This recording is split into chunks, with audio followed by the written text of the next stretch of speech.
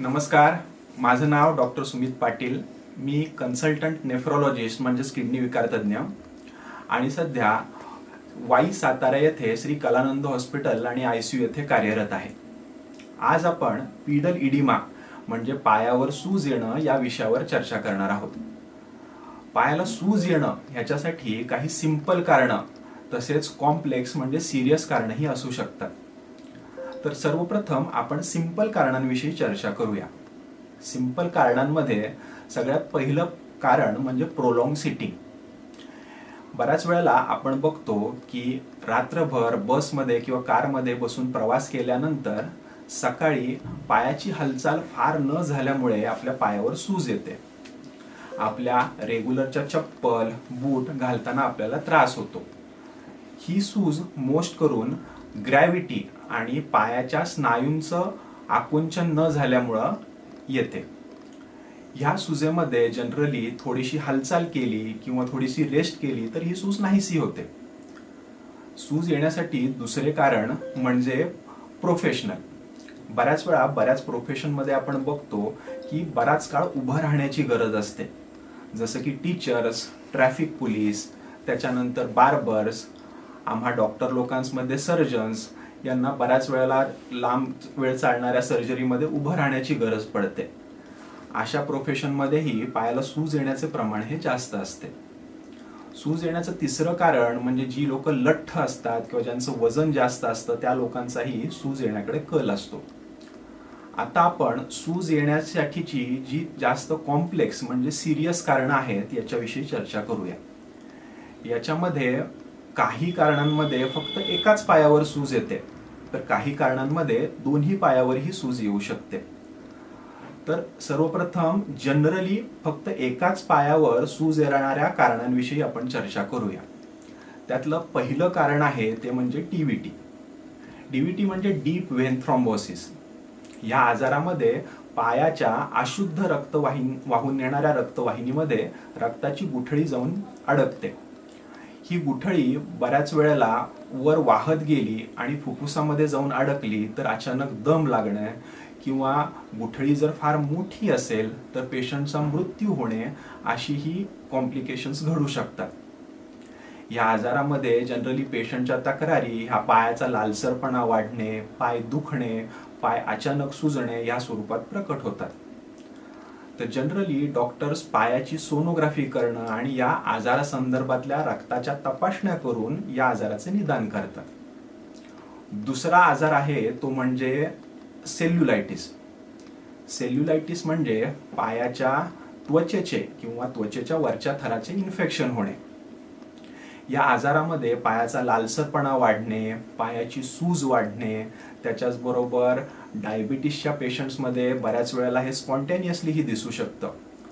Boil झाला तर boil अचानकपणे वाढायला लागतो आणि क्वचित प्रसंगी डायबिटीसच्या पेशंट्समध्ये ह्या आजाराचे प्रमाण वाढले तर अगदी ॲम्प्युटेशन म्हणजे पाय कापून टाकण्याची सर्जरी करण्यापर्यंतही वेळ येऊ शकते. तिसरं कारण म्हणजे व्हेरिकोज व्हेन्स. ह्या आजारामध्ये पायाच्या अशुद्ध रक्त वाहून नेणाऱ्या रक्तवाहिन्यांमधल्या व्हाल्व्ज या निकामी होतात आणि त्याच्यामुळे पायावर पाणी साचून राहते. आता नेक्स्ट कारणांकडे वळूया. ज्या कारणांमध्ये पायाच्या जनरली दोन्ही पायांवर सूज येते अशा कारणांविषयी आपण चर्चा करूया. यातील सगळ्यात महत्त्वाचे कारण म्हणजे रिनल फेल्युअर म्हणजे किडनी फेल होणे. बऱ्याच वेळा डायबिटिक पेशंट्समध्ये शुगर व्यवस्थित कंट्रोल नसल्यामुळं, ज्यांना ब्लड प्रेशर म्हणजे हायपरटेन्शन आहे अशा लोकांमध्ये BP व्यवस्थित कंट्रोल नसल्यामुळं किडनीचा डॅमेज हळूहळू होत जातो. आपल्या शरीरात आपली किडनी रक्तातील विषारी पदार्थ, सॉल्ट, एक्सेस द्रव बाहेर टाकण्याचं काम करते. जेव्हा किडनीचं काम मंदावतं तेव्हा हे सॉल्ट आणि वॉटर शरीरामध्ये साचून राहतं आणि आपल्या सर्वांगावरच आणि स्पेशली पायावर सूज वाढायला लागते. डॉक्टर्स किडनीची सोनोग्राफी तसंच किडनी संदर्भातल्या रक्ताच्या तपासण्या करून या आजाराविषयी निदान करतात. नेक्स्ट कारण आहे ते म्हणजे नेफ्रोटिक सिंड्रोम. या आजारामध्ये लघवीतून प्रोटीन लीक होते आणि प्रोटीन कमी झाल्यामुळे शरीरावर सूज वाढायला लागते. तिसरं कारण आणि सिरियस कारण म्हणजे हार्ट फेल्युअर किंवा कंजेस्टिव्ह हार्ट फेल्युअर. या आजारामध्ये पेशंटच्या हृदयाची पंपिंग पॉवर कमी होते आणि त्याच्यामुळं छातीत दुखणं, दम लागणं, छातीत धडधडणं, पायाला सूज येणं अशा जनरली पेशंटच्या तक्रारी असतात. ECG, 2D इको आणि हृदयाच्या संदर्भातील रक्ताच्या तपासण्या याद्वारे या आजाराचे निदान केले जाते. चौथं कारण म्हणजे लिव्हर फेल्युअर किंवा लिव्हर सिरोसिस. या आजारामध्ये रक्तातील प्रोटीन कमी होऊन कॉम्पेन्सेशन म्हणून शरीरावरील सूज वाढायला लागते. सर्वप्रथम पायावर, त्याच्यानंतर पोटावर आणि कालांतराने आजार फार बळावला तर सर्वांगावर सूज येते.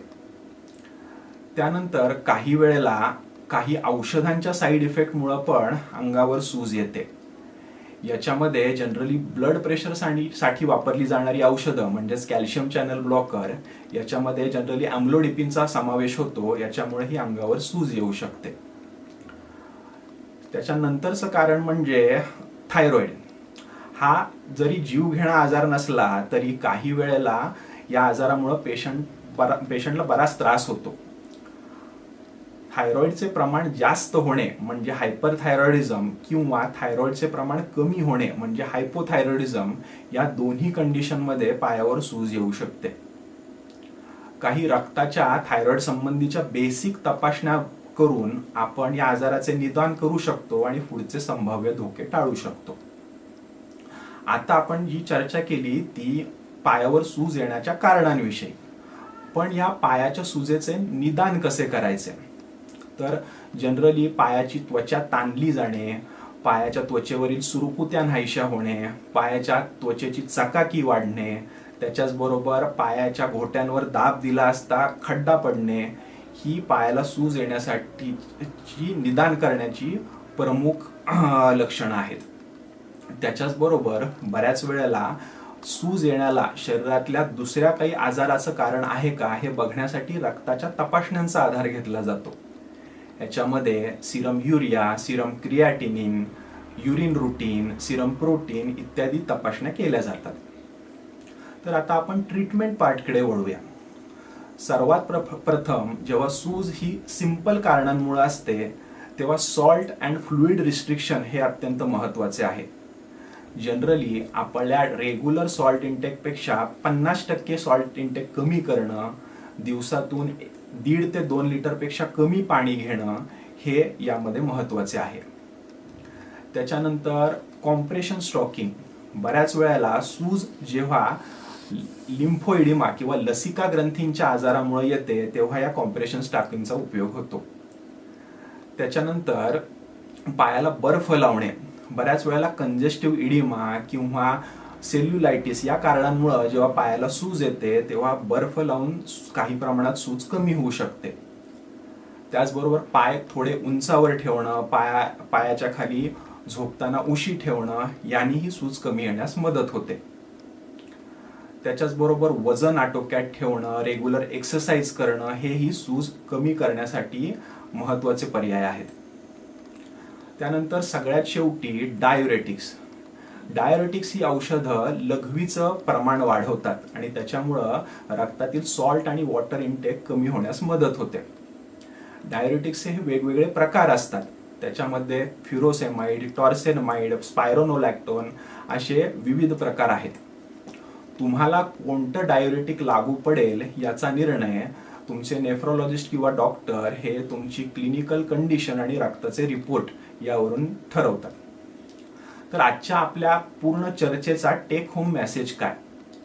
तर जेव्हा एखाद्या माणसाच्या पायाला सूज यायला लागते तेव्हा त्या सुजेकडे दुर्लक्ष न करता वेळीच आपल्या डॉक्टरांचा सल्ला घेऊन त्या सुजेला दुसरे काही मूलभूत आणि सिरियस कारण आहे का याचे निदान वेळीच होणे गरजेचे असते.